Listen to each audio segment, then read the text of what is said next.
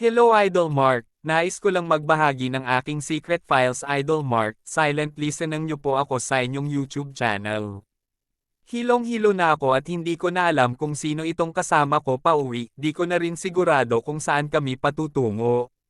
Basta ang alam ko lang ay naparami ako ng inem at ngayoy halos mawala na ng ulirat. Josh, are you okay?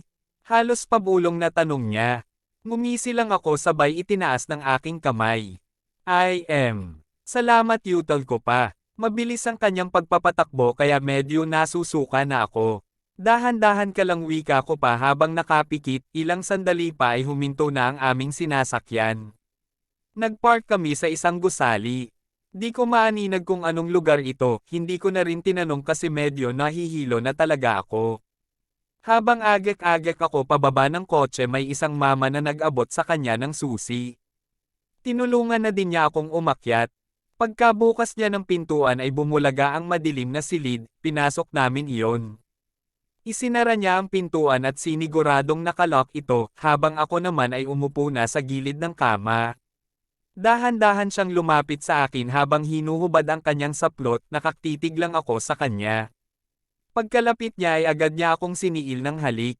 Marahil ay dala na rin ng impluwensya ng alak ang hindi ko pagtutol sa ginawa niyang iyon, naging malikot ang kanyang mga labi, naging mapusok. Bawat dampi nito ay tila baga na mas lalong nagpapainit sa aking buong katawan, hinubad ko ang aking pang-itaas na damit. Agad niyang binaling ang kanyang mga labi sa aking dibdib, pinaglaruan niya ang aking katawan. Wala siyang sulok na pinalampas. Napaungol ako ng bahagya. She then pushed me on the bed and went aggressively on my lips and my neck, she was wet by then. I could feel the fluids dripping between her thighs. She held both of my wrists using only her left hand, I just went with it because it turned me on so much.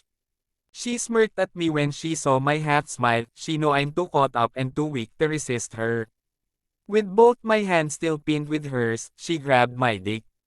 I spat on her face after, but she just licked my saliva like it's hers. Damn this girl. She then lowered down my calvins and went down on me passionately. I was so hard this time. She played with my balls with her hands while she sucks my dick. The feeling of her lips wrapped around my junk just ignited my desires for more, I fuck her mouth hard. I went deeper and deeper, she almost choked. The sound she makes every time she swallows is music to my ears. It felt so good that I could literally see heaven.